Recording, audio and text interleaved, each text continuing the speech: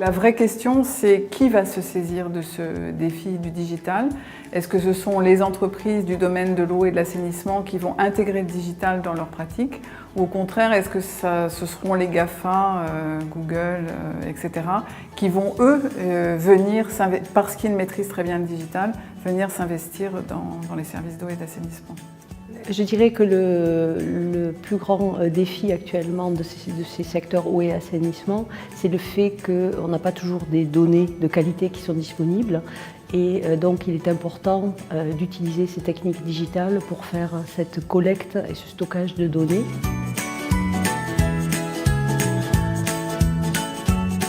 La Banque mondiale a aidé le Kenya à développer une plateforme qui permet de mieux faire remonter un peu les problèmes auxquels les plus pauvres, surtout dans les bidonvilles de Nairobi, sont confrontés en termes d'accès aux services.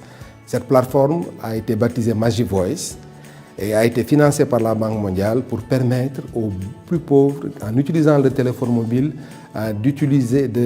d'avoir accès à une plateforme de la société de Nairobi qui s'occupe de l'approvisionnement en eau. Et grâce à ce système-là, les populations ont pu avoir accès à cette plateforme et la société d'eau de Nairobi a pu également répondre aux besoins de ces populations les plus pauvres en termes d'accès à l'eau, en termes d'amélioration de la qualité de service. Il y a beaucoup de choses qui se font en matière, par exemple, de repérage de où sont les points d'eau, en particulier en Afrique, parce qu'on s'aperçoit que les informations au niveau des gouvernements ne sont pas toujours à jour. Et donc ils ne savent pas pourquoi, parce qu'il y a des tas de projets qui sont faits par des ONG ou d'autres organisations et l'information ne remonte pas.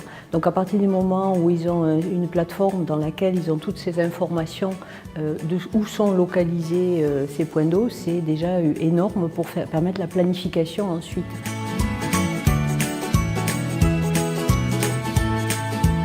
Moi, dans la région où j'habite, il y a eu des révolutions.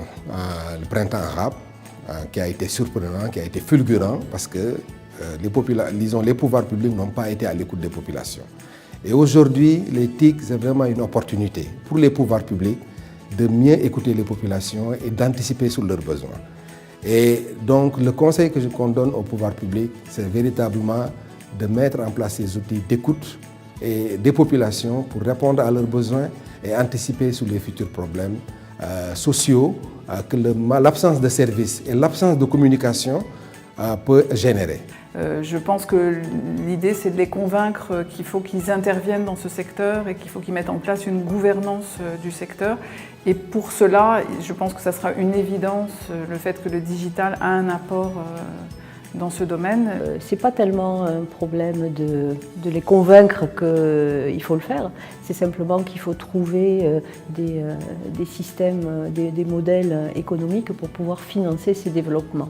Et c'est ça qui est toujours le problème, puisque la priorité est souvent donnée à autre chose et qu'il faut éviter de refaire des choses qui ont été faites